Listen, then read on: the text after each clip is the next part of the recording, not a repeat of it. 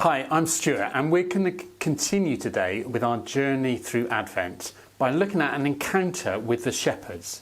Now immediately my visual mind thinks of tea towels on the heads, dressing gowns, fluffy lambs and singing "Washing Our Socks by Night."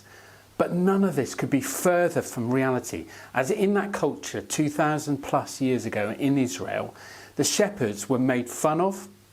They were despised by community, they were uneducated, they were seen as outsiders, looked down upon, resented, all this stuff. Their reputation was so bad that they weren't even permitted to give testimony in a court of law because they were thought to be untrustworthy.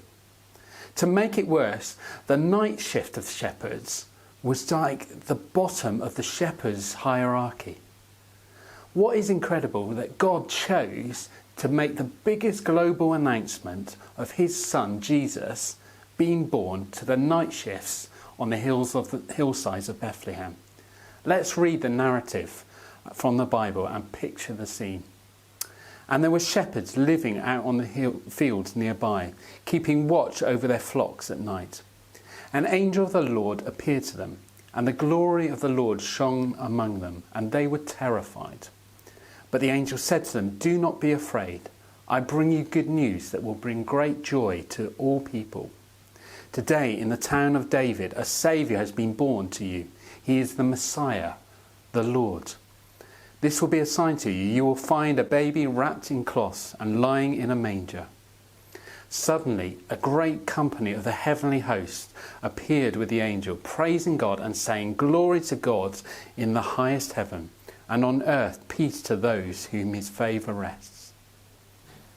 What I love is that God always heads first to those in the world that are seen as the last, the least and the lost. The biggest global announcement in history is first to shepherds. The night watch had turned into a nightmare. These poor guys were absolutely terrified, not only by the sight of an angel, but by what they've never seen before, but also by the glory of God behind the angel. It shows God always leans towards those who are rejected, forgotten, despised. And that challenges me to not just agree that it's a good thing to lean that way, but actually live by that way.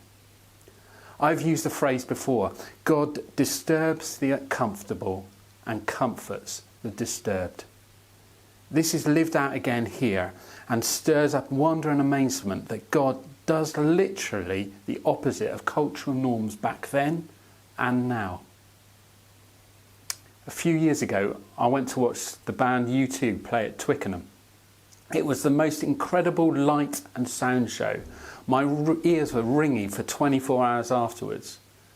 Maybe you've watched Stormzy or Coldplay at Glastonbury on the TV or even live at Pilton in Somerset. And you've seen this explosion of colour, of light, of music. I reckon this would just scratch the surface of what a heavenly host performance actually looks like. With a message of peace to the world that would go through generations and the centuries. A message that we're still talking about today. And the impact of this Jesus being born in an animal feeding trough still impacts us today. My question is, do these shepherds get a glimpse of the wonder of heaven breaking out into earth as they see this performance? Before you move on in your day today, just take a moment to stop and reflect on this explosion of heavenly creativity that is performed to the lowest in society. God shares good news that is for everyone, to these shepherds. That's worth exploring more. That's worth reflecting on and even changing our lives, our everyday lives.